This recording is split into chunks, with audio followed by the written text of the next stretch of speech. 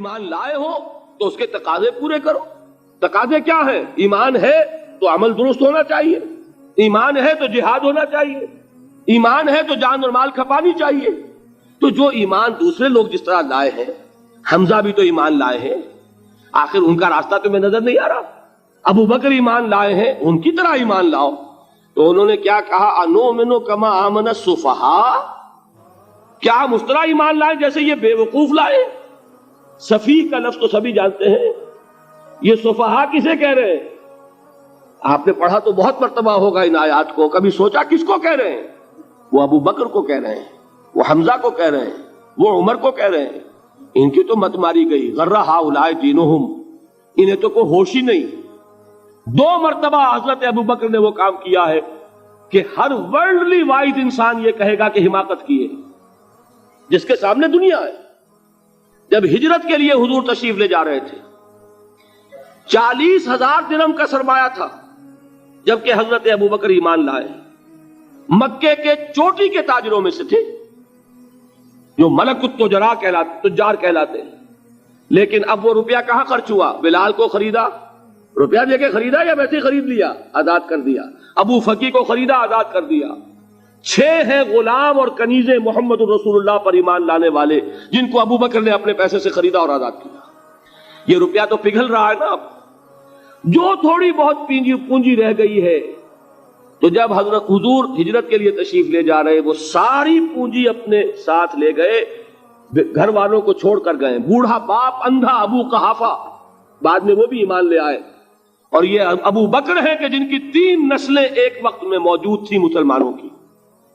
ابو قحافہ مومن، ابو بکر مومن، اور ابو بکر کی اولاد مومن، عائشہ، اسماء اور ابو بکر اور عبد الرحمن ابن ابی بکر. یہ کون ہیں؟ تو 3 نسلیں جس کی بیک وقت رہی ہیں ایمان میں، وہ شاذ لوگ ہیں، ان میں ابو بکر ہیں. لیکن یہ کہ اس وقت تک ابو قحافہ ایمان نہیں لائے تھے، والد نابینا تھے.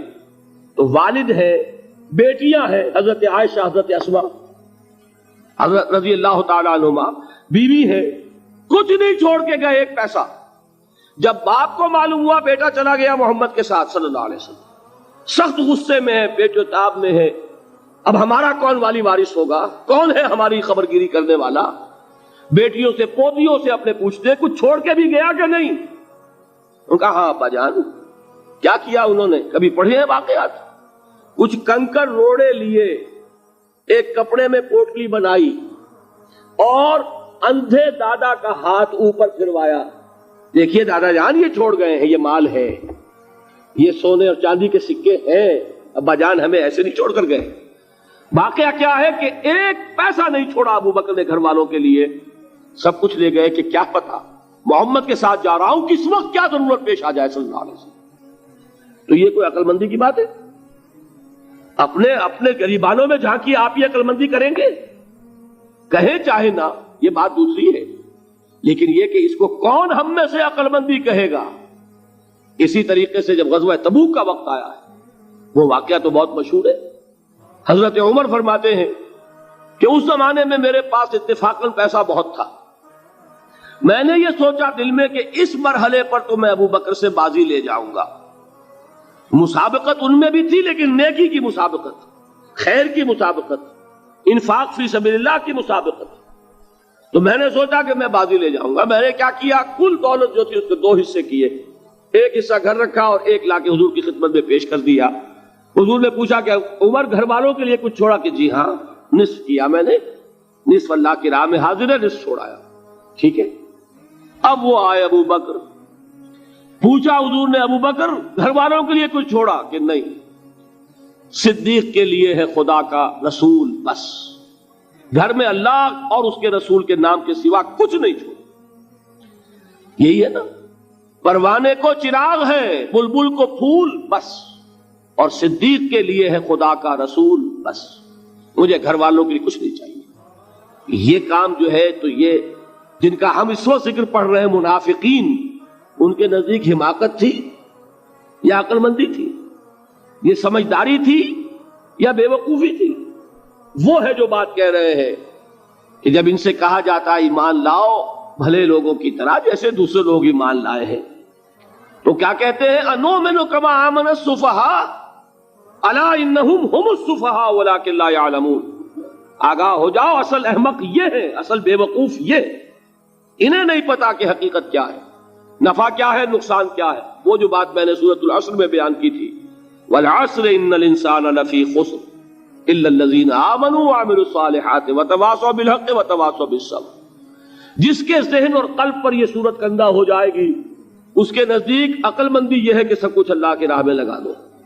جس کے دل میں یہ بات بیٹھی نہیں، اس کے لیے عقل مندی یہ ہے کہ بچا بچا کر رکھو، چھپا چھپا کر رکھو، سنبھال سنبھال کر رکھو. عقل مندی کا اس میں تقاضا کچھ اور ہے، اس میں تقاضا کچھ اور. لیکن یہاں بھی فرمایا ولکن لا یعلمون، انہیں ابھی علم نہیں ہے اس کا. اس سے پہلی آیت میں بھی فرمایا ولکن لا یشعرون، انہیں شعور نہیں ہے. دیکھیے میں آپ کو بتا رہا تھا یہ وہ غیر شعوری نفاق ہے، یہ بڑھتا چلا جا رہا ہے. پہلے جھوٹا بہانہ تھا، پھر جھوٹی قسمیں ہوئیں، پھر دشمنی ہو گئی صادق الایمان جو جان اور مال لگا رہے ہیں، نچھاور کر رہے ہیں پروانہ وار اللہ پر، اللہ کے دین کے اوپر نثار کر رہے ہیں اپنے آپ کو. ان سے عداوت، ان سے دشمنی، ان کا بغض، یہ تھرڈ سٹیج تک پہنچ گئے. اب بھی وہ اپنے آپ کو منافق نہیں سمجھتے، وہ سمجھتے عقل مند تو ہمیں، یہ تو بے وقوف ہے. ہم ہیں اصل میں بھائی، سمجھ کے چلنا چاہیے، تیل دیکھنی چاہیے، تیل کی دھار دیکھنی چاہیے، دائیں بائیں دیکھنا چاہیے، حفاظت کا بھی خیال ہونا چاہیے. یہ ساری چیزیں تو عقل مندی ہے نا دنیا کے اعتبار سے. تو وہ تو انہیں بے وقوف سمجھ رہے ہیں، اپنے آپ کو منافق کہاں سمجھیں گے؟ چاہیے ٹھیک ہے بھائی، دین بھی چاہیے لیکن دنیا کی فکر بھی چاہیے کہ نہیں؟ یہ آپ کہتے ہیں کہ نہیں کہتے؟ یہ تو بات آپ نے بہت دفعہ سنی بھائی، ٹھیک ہے دین بھی ہونا چاہیے لیکن دنیا بھی تو ہونی چاہیے کہ نہیں؟ یہ ہے سمجھ دنیا کی، یہ ہمارے معیارات ہیں. یہی وجہ ہے کہ دین ذلیل سے ذلیل تر ہو رہا ہے. دین وہ جو میں نے حال ہی کے اشعار سنائے تھے کہ پستی کا کوئی حد سے گزر نہ دیکھے، اسلام کا گر کر نہ ابھر نہ دیکھے، مانے نہ کبھی کہ مد ہے ہر جزر کے بعد دریا کا ہمارے جو اتر نہ دیکھے. یہ دریا چڑھا کب تھا؟ جب صحابہ کرام نے وہ فینیٹسزم جس کو آج ہم کہیں گے اس کا جب مظاہرہ کیا، اس کا ثبوت دیا، دامے درمے سخنے، جان مال تن دھن سب لگا دیا، تو اللہ کے دین میں بہار آ گئی، رونق آ گئی، دین کا غلبہ ہو گیا. اور جب ہم اپنے سمجھ کر رکھیں گے تو ظاہر بات ہے کہ اس کا تو پھر جو حشر ہوگا وہ وہی.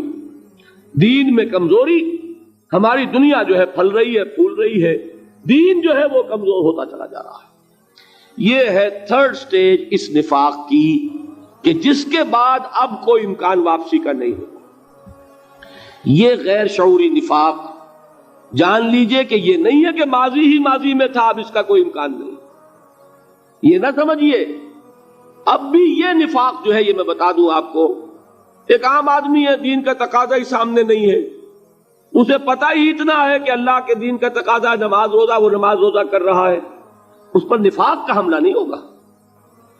اس کو آپ کہہ دیں کہ اس کی سمجھ کم ہے، اس کا شعور کم ہے، اسے پتہ نہیں ہے، دین کے تقاضوں سے واقف نہیں ہے، وہ بچا ہوا ہے، وہ محفوظ ہے. وہ جو میں نے آپ سے کہا تھا پرسوں، اور ایک صاحب نے جواب دیا مجھے بعد میں کہ آج آپ نے جو بات کہی ہے تو کل لوگ کم آئیں گے. آپ نے ڈرا دیا کہ یہ جو تقاضے دین کے سامنے آ رہے ہیں تو اس سے ذمہ داری بڑھ رہی ہے. اب جس نے سمجھ لیا ہے پھر پیچھے رہے، وہ نفاق کے خطرے میں ہے. جسے سمجھ ہی نہیں ہے وہ پھر بھی کوئی نہ کوئی عذر پیش کر سکے گا کہ اللہ ان مولویوں سے پوچھ جنہوں نے ہمیں بتایا نہیں، انہوں نے تو دین کے تقاضے ہمیں یہ بتائے نہیں، انہوں نے تو ہمیں نور اور بشر میں چکر دے کے لڑائے رکھا. ان سے پوچھ. اصل جو مجرم جو ہے وہ یہ ہے، وہ واقعہ یہ ہے کہ کسی درجے میں بچیں گے کہ دین چاہتا کیا ہے، دین کے تقاضے کیا ہیں، توحید کی حقیقت کیا ہے، شرک کی حقیقت کیا ہے. اس کی طرف اگر توجہ ہی نہیں دلائی جا رہی اور اس غریب کو پتہ ہی نہیں، اسے پتہ ہی صرف یہ ہے کہ کھڑے ہو کر سلام پڑھنے میں اتنا فائدہ ہوتا ہے، وہ پڑھ رہا ہے بیچارہ، لہذا اس کا معاملہ آسان ہے بنسبت اس شخص کے کہ جس کے سمجھ میں آ گیا ہو، بات اس نے پالی ہو. دین یہ چاہتا ہے، دین اپنا غلبہ چاہتا ہے. علامہ اقبال نے غالب پر ایک جو نظم لکھی ہے باغ درا میں ہے، اس کا ایک شعر بڑا پیارا ہے. گیسوئے اردو ابھی منت پذیر شانہ ہے، شمع یہ سودائی یہ دل سوزی یہ پروانہ ہے. یہ دین جو ہے یہ تو چاہتا ہے کہ اہل ایمان پروانہ وار اس شمع پر نثار ہو جائے، جانے لگا دے. گردنیں کٹوا دے. وَلَا تَقُولُوا لِمَنْ يُقْتَلُ فِي سَبِيلِ اللَّهِ أَمْوَاتٌ بَلْ أَحْيَاءٌ وَلَٰكِن لَّا تَشْعُرُونَ. اور اگر اس سے پیچھے ہٹیں گے، قدم پیچھے ہٹا نہیں کہ نفاق کی زد میں آئے نہیں. وہ نفاق کی پہلی stage, second stage, third stage, وہاں پہنچ گئے، واپسی نہیں. اس کے لیے ایک اور دو آیات میں چاہتا ہوں کہ اس سے اس حقیقت کو اور سمجھ لیں اچھی طرح، تاکہ کوئی اشکال نہ رہ جائے. ایک آیت تو میں نے شروع میں پڑھی تھی، ایک نہیں ہے، یعنی ایک جگہ سے سورہ عنکبوت، اور ایک آیت ہے سورہ حج کی، وہ میں نے شروع میں تلاوت نہیں کی.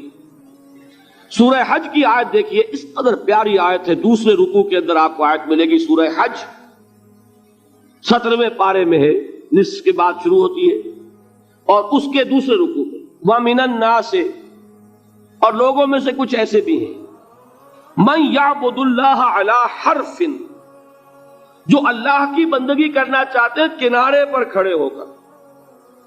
ایک ہے منجدھار میں کودنے والے کہ ہر جباد آباد ماں کشتی دراب انداختے، جیسے کہ طارق نے کیا تھا، ادھر ساحل اندلس پر قدم رکھا، ادھر کشتیوں میں آگ لگا دی، کہ کسی کے دل میں خیال ہی نہ آئے کہ واپسی بھی ہے، کوئی کسی کے ذہن میں سوال ہی پیدا نہ ہو کہ اب گھر واپس جانا ہے.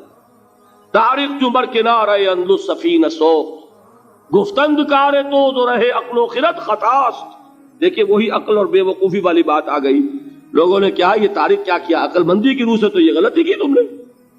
عقل تو یہ سکھاتی ہے کہ ذرا سنبھل کر چلو، جذبہ یہ کہتا ہے کہ نہیں، واپسی کا کوئی سوال نہیں.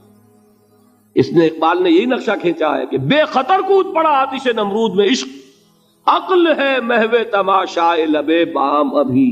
عقل تو کودنے کا مشورہ نہیں دیتی، جذبہ اور عشق اور محبت جو ہے وہ کہتا کودو. میرا دل برماہی نہیں آیا،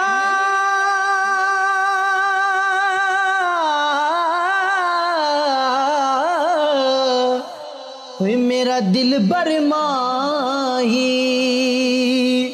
ایویں بولنا جھوٹے آقا، تو جھوٹا تیرے اوے بول بھی جھوٹے، تینو تاڑی مار اڑا، تو جھوٹا تیرے بول بھی جھوٹے.